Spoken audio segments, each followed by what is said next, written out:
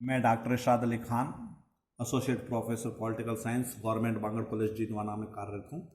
आज हम सत्ता की अवधारणा, कंसेप्ट ऑफ अथॉरिटी का अध्ययन करेंगे। सत्ता यानी प्राधिकार का संगठन में वही स्थान है जो मानव शरीर में आत्मा का है।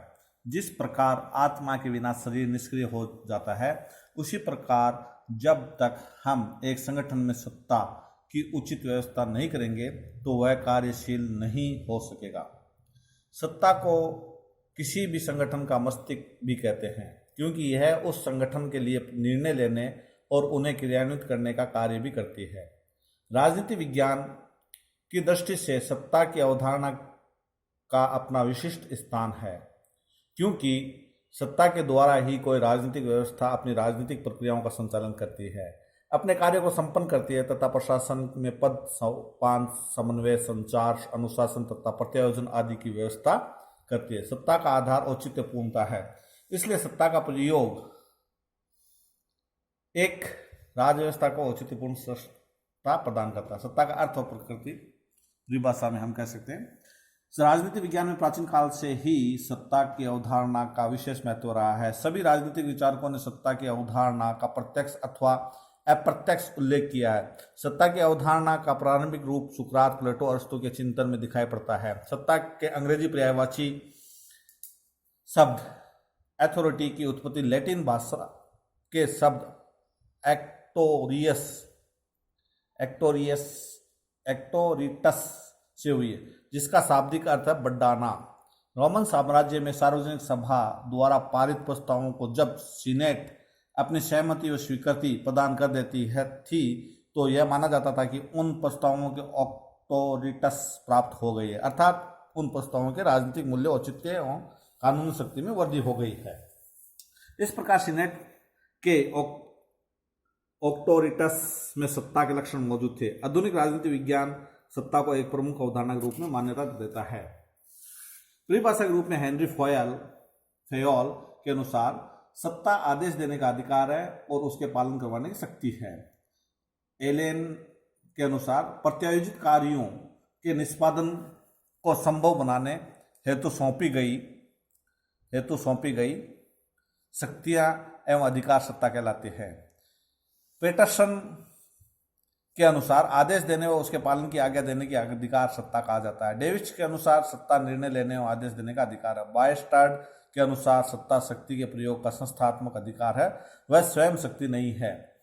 इसी प्रकार से अनेक विद्वानों ने अलग प्रकार से इसका अध्ययन किया है, जैसे मेरी पॉर्कर, फॉलेट, चेस्टर, बर्नार्ड, साइमन आदि विद्वानों द्वारा व्यवहारिक और मनोवैज्ञानिक दृष्टि से व्यक्ति और सत्ता की व्याख्या की है। साइमन के अनुसार सत्ता निर्णय लेने की ऐसी शक्ति है जो दूसरों के कार्य का निर्देशन करती है। यह दो शक्तियां उच्चस्थ अधीनस्थ के बीच संबंध है। उच्च अधिकारी इस आशय के साथ निर्णय लेता है कि उन्हें संचालित करता है, उन्हें अधीनस्थ द्वारा स्वीकार किया जाएगा। अधीनस्थ ऐसे निर्णय की आशा करता है और उसके व्यवहार द्वारा निर्धारित होता है। दो पक्ष सत्ता के, निर्णय लेने और आदेश देने। निर्णय लेने की उच्च शक्ति और द्वितीय उच्च शक्ति को प्राप्त अधीनस्थों की सहमति, यानी दोनों तरफ से सत्ता चलती है। टीबी बोटोमॉर्न के अनुसार वर्तमान समय में हम सामाजिक परिवर्तन में विचारधाराओं की महत्वपूर्ण भूमिका देखने में अधिक सक्षम है, क्योंकि हमारे पास विचारधारा के रूप में मार्क्सवाद की उपलब्धियों का अनुभव है, जो एक शक्तिशाली ढंग से तीव्र औद्योगिकीकरण करने और दूसरी ओर से भारत जैसे आदिवासी देशों के परंपरागत विचारों की प्रतिगामी प्रभाव बनाए रखने की हमारी सहायता करती है। यानी एडिट और सोसाइटी में ये लिखता है टीबी बोटोमॉर्न ने। इसी प्रकार से अधीनस्थों की हो गई इसकी सत्ता। और अंतर्राष्ट्रीय समाज विज्ञानों के ज्ञान कोश के अनुसार, जो international encyclopedia of social science है, सत्ता के कई प्रकार को परिभाषित किया हुआ किसी कार्यालय या व्यक्ति की वस्तु या संपदा के रूप में हो सकती है। कार्यालय के विशिष्ट एवं अधीनस्थ अधिकारियों के बीच के संबंध के रूप में अनेक व्याख्याएं की गई है, किंतु अपने सभी रूपों में सत्ता शक्ति, प्रभाव और नेतृत्व से जुड़ी हुई है। अधिकार सत्ता के साथ जुड़े रहते हैं। ड्यूबिन ने सत्ता को संगठित और समूह स्थितियों में शक्ति का प्रकटीकरण माना है। हर्बर्ट ए साइमन के अनुसार सत्ता स्थिति तब मानी जाती है जबकि अधीनस्थ अथवा संबोधित व्यक्ति विभिन्न विकल्पों में से चयन करने वाली अपनी मानसिक शक्तियों को स्थगित कर देते हैं। औपचारिक आदेश व संकेत की प्राप्ति को अपने चयन का मापदंड बना लेते हैं। दूसरे बीच के अनुसार दूसरे के कार्य निष्पादन को प्रभावित या निर्देशित करने के औचित्यपूर्ण अधिकार को सत्ता कहते हैं। डोवे के अनुसार वह व्यक्तियों और व्यक्ति समूह के हमारे राजनीतिक विनिश्चयों यानी डिसीजन के निर्माण एवं राजनीतिक व्यवहार को प्रभावित करने का अधिकार है। यूनेस्को की एक रिपोर्ट 1955 के अनुसार सत्ता वह शक्ति है जो कि स्वीकृति, सम्मानित, ज्ञान और औचित्यपूर्ण हो। जैक्यूज मेरिटन के अनुसार हम सत्ता के नेतृत्व एवं आदेश देने, दूसरे के द्वारा सुने जाने एवं अनुज्ञा पालन के अधिकार को कहते हैं। लासवेलो कॉपनेल ने भी सत्ता के प्लान ने भी सत्ता को औपचारिक शक्ति कहा है। शक्ति और सत्ता के बीच में जो संबंध है उसके बारे में भी हम कह सकते हैं कि कार्ल जे फेडरिक कहता है सत्ता शक्ति का एक प्रकार नहीं बल्कि यह एक ऐसी वस्तु है जो शक्ति के साथ चलती है और यह व्यक्ति और वस्तुओं में एक गुण है जो शक्ति में वृद्धि करती है। यह ऐसी वस्तु है जो शक्ति को उत्पन्न करती है परंतु जो स्वयं शक्ति नहीं है। शक्ति का अस्तित्व सत्ता के अभाव में संभव नहीं, संभव तो है परंतु उसका दीर्घकालीन अस्तित्व सत्ता के अभाव में संभव नहीं है। शक्ति के अभाव में भी सत्ता विद्यमान रह सकती है। उदाहरणतः एक डॉक्टर और प्रोफेसर के पास शक्ति नहीं है किंतु ये सत्ता इस कारण उपयोग करते हैं कि उनके पास श्रेष्ठ ज्ञान अनुभव है। शक्ति असंस्थागत परिस्थितिजन्य निश्चित होती है जबकि सत्ता संस्थागत स्पष्ट और निश्चित होती है। बायस्टार्ड के अनुसार सत्ता शक्ति के प्रयोग का संस्थागत अधिकार परंतु स्वयं शक्ति नहीं। शक्ति का प्रत्योजन नहीं किया जा सकता जबकि सत्ता का प्रत्योजन होता है। शक्ति में संविवेक का अभाव होता है जबकि सत्ता में संविवेक निहित होता है। इस प्रकार उच्च अधिकारी केवल सत्ताधारी है, शक्तिवान नहीं। अधीनस्थ अधिकारी सत्ताधारी ना होते हुए शक्तिवान है। यानी शक्ति और सत्ता का हमने एक चार्ट बनाया है जिसमें शक्ति जो स्तर और सत्ता सत्ताधारी का पद। शक्ति जो स्तर है जो शास्त्रीय से है और दमनात्मक से है जिसका मतलब भय है, और स्वीकृति यानी सत्तात्मक सत्ताधारी का स्वीकृति नेतृत्व मूल्य एवं औचित्य है।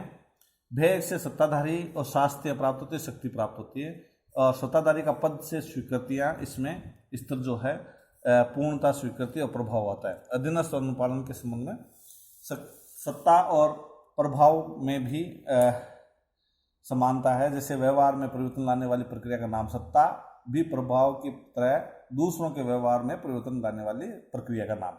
सत्ता एक स्वतंत्र परिवर्त्य या चर होते हुए भी अधिक महत्वपूर्ण नहीं होती। सत्ता की सार्थकता शक्ति, प्रभाव, नेतृत्व आदि के साथ प्रकट होती है जबकि प्रभाव अधिक भावनात्मक, शक्तिशाली और दृढ़ होता है। प्रभाव शक्ति सत्ता बल के बीच में जो दरारें होती हैं उनको भर देता है। राजनीतिक संगठनों में यह प्रयास किया जाता है कि विभिन्न सत्ता अधिकारियों के पास पर्याप्त शक्ति, प्रभाव, अवसर तथा नेतृत्व की संभावना हो। उन्हें संविवेक, शक्ति, उच्च पद या उपाधि, शानदार कार्यालय, विशेष अधिकार, अच्छे वेतन, अन्य सुविधाएं प्रदान की जाती है।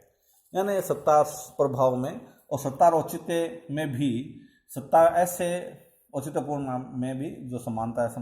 सत्ता ऐसे व्यक्ति समूह से संबंधित होती है जिन्हें राजनीतिक प्रशासनिक विनिश्चय लेने तथा व्यवहार को प्रभावित करने का अधिकार होता है। यह अधिकार इसलिए नहीं प्रयोग किया जाता है कि वह प्राधिकार यानी अथॉरिटीज से उद्गमित होता है, बल्कि इसलिए कि उनका उस अधिकार के स्रोत में विश्वास होता है। यह स्रोत औचित्यपूर्ण कहा जाता है। सत्ता को सामान्य स्वीकृति युक्त शक्ति कहा जाता है, अर्थात उसे औचित्यपूर्णता प्राप्त होती है। इसी प्रकार सफल होने के लिए शक्ति के प्रयोग को भी औचित्यपूर्ण होना चाहिए। शक्ति, प्रभाव और सत्ता के संदर्भ में जोर शक्तियां बल पर नहीं दिया जाता है। इनका मुख्य तत्व यह है कि इनका प्रयोग बिना बल के ही किया जाना चाहिए। सत्ताधारी को बल और दमन का शास्त्रागार दिया जा सकता है किंतु सत्ता को प्रभावशालीता, शीलता, दमन के अभाव में सिद्ध नहीं होती है। यानी सत्ता के प्रकार के हम आगे अध्ययन करेंगे जिसमें हमें सत्ता के प्रकार में टाइप ऑफ अथॉरिटी, संवैधानिक और कानूनी पहला, जिसका तात्पर्य है कि संवैधानिक और कानूनी जब किसी पद अथवा संस्था को संविधान के द्वारा सत्ता सौंपी जाती है तो इसे संवैधानिक सत्ता कहा जाता है। भारत में राष्ट्रपति, प्रधानमंत्री, संसद, कार्यपाल, सर्वोच्च न्यायालय और राज्यपाल, मुख्यमंत्री, विधानसभा, उच्च न्यायालय आदि को प्रदान की गई सत्ता। संवैधानिक सत्ता का एक विशिष्ट प्रकार कानूनी सत्ता है। भारत में संसद अथवा विधानसभा कानून लाकर विभिन्न विभागों और अधिकारियों को जो सत्ता सौंपती है वो कानूनी सत्ता कहलाती है। राजनीतिक सत्ता, राजनीतिक सत्ता जो शक्ति किसी व्यक्ति को एक राजनीतिक दल या राजनीतिक समूह में अपनी स्थिति के आधार पर प्राप्त होती है उसे राजनीतिक सत्ता कहते हैं। भाजपा या कांग्रेस दल के अध्यक्ष की सत्ता राजनीतिक सत्ता के उदाहरण है। परंपरागत सत्ता, परंपरागत सत्ता में जब प्रजा अधीनस्थ वरिष्ठ अधिकारियों के आदेशों का इस आधार पर स्वीकार करते हैं कि ऐसा हमेशा होता आया है तो सत्ता का प्रकार परंपरागत कहा जाएगा। इसके बाद में हम क्रिस्माई सत्ता में जब कोई नेता अथवा अधिकारी श्रेष्ठ व्यक्तित्व वाला होता है, उसे लगातार सफलता प्राप्त होती है, तो आम जनता तथा अधीनस्थ उसके नायक मान लेते हैं और उसे एक करिश्माई व्यक्ति के रूप में स्वीकार कर लेते हैं। सरकार के अंगों में निहित सत्ता, जैसे कार्यपालिका, व्यवस्थापिका, न्यायपालिका नामक अंगों में सत्ता दी गई है, उसे वो अलग से सत्ता है। क्षेत्रीयता के आधार पर सत्ता, यानी जिस क्षेत्र में क्रियाशील होता है उसके आधार पर उसके विभिन्न रूप में स्वीकार करेंगे, जैसे राष्ट्रीय सत्ता, अंतर्राष्ट्रीय सत्ता, स्थानीय, प्रांतीय, केंद्रीय सत्ता, इस प्रकार से हम नाम दे सकते हैं। संख्या की दृष्टि से, यानी संख्या की दृष्टि से सत्ता का प्रयोग करने वाले व्यक्तियों की संख्या की दृष्टि से सत्ता के विभिन्न प्रकार, एकल, बहुबल, आयोगात्मक, मंडलात्मक सत्ता आदि होती है। धार्मिक सत्ता के आधार पर, जैसे धर्म के सिद्धांत मान्यता दी जाती है, धार्मिक सत्ता कहते हैं। अकाल तख्ता के प्रमुख ग्रंथी की सत्ता धार्मिक सत्ता, इसी प्रकार से अनेक धर्मों में अलग अलग है। विषय की दृष्टि से, जब किसी पद अथवा व्यक्ति की सत्ता का आधार स्रोत धर्म, समाज अथवा तकनीकी ज्ञान होता है, उससे सत्ता को क्रमशः सामाजिक, धार्मिक, आर्थिक, राजनीतिक सत्ता कहा जा सकता है। यानी सत्ता के स्रोत जो है इन्होंने बताया, तीन स्रोत, हम तीन विचारधारा है सत्ता के। औपचारिक सत्ता विचारधारा, यानी बर्नार्ड के अनुसार अधिकार सत्ता की वह अवधारणा जिसमें अधिकारों का प्रेषण सामाजिक संस्थाओं के व्यक्ति प्रबंधकों को होता है, औपचारिक सत्ता कहलाता है। ये विचारधारा मानती है कि अधिकार सत्ता का स्रोत देश का सर्वोच्च कानून अथवा संविधान होता है। संविधान की गत्यात्मक बनाए रखने के अधिकार को सामाजिक संस्थाओं में निहित होता है। दूसरा स्वीकृति विचारधारा, ये विचारधारा सत्ता की विचारधारा को मानता है। इस विचारधारा की मान्यता है कि औपचारिक अधिकार सत्ता तो नाम मात्र की सत्ता है। टेमन बॉन के अनुसार किसी व्यक्ति के पास औपचारिक सत्ता हो सकती है, किंतु यह सत्ता तब तक वैध है जब तक कि इसकी प्रभावशीलता प्रयोग ना किया जा सके। सत्ता के प्रभावशाली प्रयोग के लिए अधीनस्थों की स्वीकृति आवश्यक है। सक्षमता विचारधारा में यह विचारधारा मान्यता पर आधारित है जो कि विश्व भर में योग्य एवं सक्षम व्यक्ति स्वतंत्र नेतृत्व की बागडोर संभाल लेते हैं, भले ही उन्हें संगठन में कोई विशिष्ट स्थान पद ना दिया हो जाए। ये विचारधारा तकनीकी सक्षमता और व्यक्ति की प्रभुता को सत्ता का स्रोत मानती है। उदाहरणतः अर्थशास्त्री, डॉक्टर, इंजीनियर, अधिवक्ता, प्रोफेसर आदि अपने क्षेत्र में सक्षम होते हैं, इसलिए उनकी आधार सत्ता को स्वीकार कर लिया जाता है। सत्ता की प्रकृति के बारे में हम कह सकते हैं कि सत्ता संबंधात्मक होती है। प्रोफेसर बिच ने इसे दो भागों में बांटा है, सत्ता औपचारिक सिद्धांत और सत्ता का अनौपचारिक सिद्धांत। इस औपचारिक सिद्धांत में सत्ता आदेश देने का अधिकार माना जाता है और सत्ता का प्रभाव उस ऊपर से नीचे की ओर चलता है। यह अधिकार व्यवस्थाओं, संगठनों के विशिष्ट और वरिष्ठ अधिकारियों को दिया जाता है। इससे आदेश या सत्ता एक पद क्रम बन जाता है। सत्ता के पीछे व्यवस्था या संगठन की औचित्यपूर्ण शक्ति होती है। दूसरा जो है वो इसमें सत्ता का अनौपचारिक स्वीकृति है। अनौपचारिक स्वीकृति में ये होता है कि व्यवहारवादी या मानव संबंधवादी औपचारिक सत्ता सिद्धांत में विश्वास न रखते हुए स्वीकृति सिद्धांत का प्रतिपादन करते हैं। इसके अनुसार सत्ता कानूनी रूप से तो केवल औपचारिक होती है, किंतु व्यवहार में सत्ता या आदेश के अधिकार की सफलता अधीनस्थों की स्वीकृति पर निर्भर करता है। जब अधीनस्थ अपनी समझ और योग्यता के दायरे में आदेशों को स्वीकार कर लेते हैं तो यह स्थिति सत्ता स्थिति बन जाती है। दूसरा, हम सत्ता प्रभुत्व प्रदान करती है, यानी प्रकृति में सत्ता प्रभुत्व प्रदान करती है। जब किसी व्यक्ति को सत्ता प्राप्त होती है तो उसे स्वतः ही अपने अधीनस्थों पर प्रभुत्व प्राप्त हो जाता है। इस प्रकार सत्ता में प्रभुत्व निहित होता है। सत्ता औचित्यपूर्ण और मर्यादित होती है। औचित्यपूर्ण सत्ता का आधारभूत लक्षण है जिसके कारण सत्ताधारी को न्यायपूर्ण माना जाता है और उसका सम्मान किया जाता है। इस प्रकार उसका प्रभाव स्थापित हो जाता है। सत्ता उत्तरदायित्व पूर्ण होता है। सत्ता एक प्रमुख लक्षण उसका उत्तरदायित्व पूर्ण होना है। प्रत्येक सत्ताधारी अपने अधीनस्थों को दिए जाने वाले आदेशों आज्ञाओं के लिए उच्च सत्ता के प्रति उत्तरदायी होता है। यानी ये सत्ता के प्रकृति से संबंधित हैं। और एक जो है मैक्स वेबर ने औचित्यपूर्णता के आधार पर सत्ता के स्रोतों का प्रकार का वर्णन किया, जिस प्रकार से इसमें ये चार्ट बनाया हुआ है। संगठनात्मक सत्ता के विभिन्न प्रतिमान मैक्स वेबर के आधार पर सत्ता का आधार यानी बौद्धिक, परंपरागत और करिश्मात्मक। कार्रवाई कर्मचारी वर्ग संगठनात्मक प्रकार यानी ब्यूरो विभाग सेवक और व्यक्तिगत कर्मचारी सेवक। सत्ता प्रयोग की प्रकारात्मक विधि बौद्धिक प्रत्यायोजन, तदर्थ प्रत्यायोजन और प्रत्यक्ष प्रत्यायोजन, जिसके प्रति कर्मचारी वर्ग आज्ञापालक है, यानी कानूनी रूप से स्थापित व्यक्तिगत व्यवस्था, और नेता का व्यक्तित्व है और नेता का अधिकृत व्यक्तित्व है। ये इनके सत्ता के मैक्स वेबर द्वारा घोषित किए गए। सत्ता पालन के आधार कौन कौन से हैं?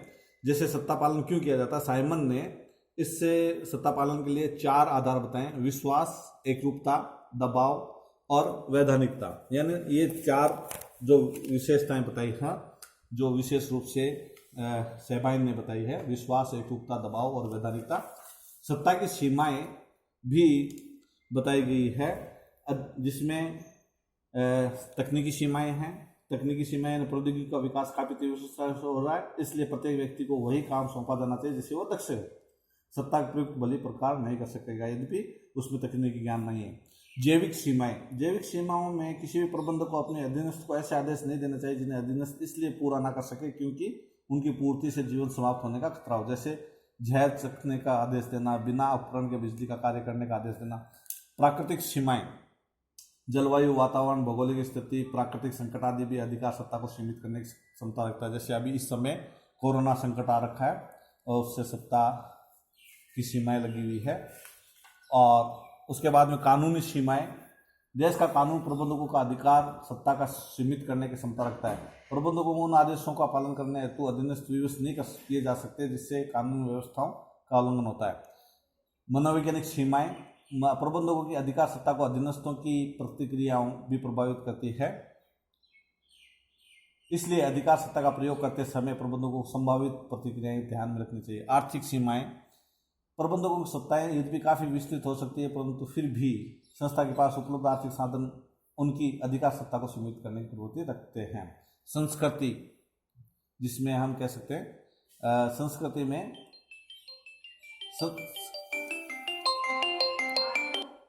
संस्कृति लोगों की जीवन शैली का रूप है जो कला, साहित्य, धर्म और फैशन, संगीत, आचार विचार के रूप में प्रकट कर सकती है। इसलिए मैंने एक संस्कृति शब्द और जोड़ दिया है इसमें। और अन्य में हम जनसाधारण, श्रम संख्यों की कार्रवाई, सामाजिक परंपराएं, प्रथाएं, समूह व्यवहार आदि को अधिकार सत्ता को सीमित करते हैं। धन्यवाद। आज इतना।